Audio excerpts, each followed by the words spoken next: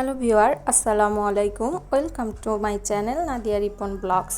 আজকে আপনাদের সাথে ঈদে আমার তৈরি করা একটি রেসিপি শেয়ার করব। সেটা হচ্ছে চট্টগ্রামের বিখ্যাত কালো ভুনা রেসিপি।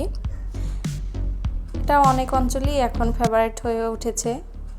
এখানে আমি 1 কেজি পরিমাণ গরুর মাংস নিয়েছি হাড়সহ। দিয়ে দিচ্ছি 2 টেবিল চামচ আদা বাটা,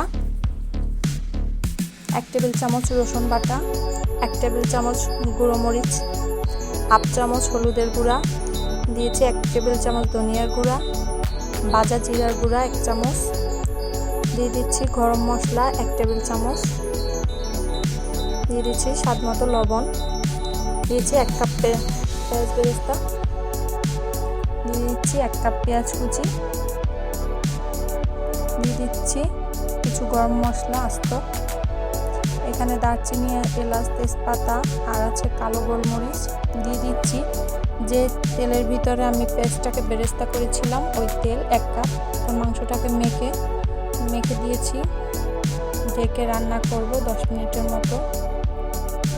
10 মিনিট পর একটু এটাকে নেড়ে দিব আলতো হাতে।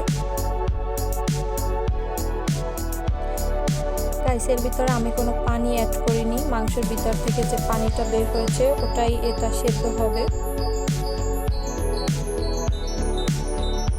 ফিরে আসলাম 20 মিনিট পরে। এই যে দেখতে পাচ্ছেন পানিটা অনেকটাই টেনে গিয়েছে। এখন আমি আলতো করে আর একটু নেড়ে দিব।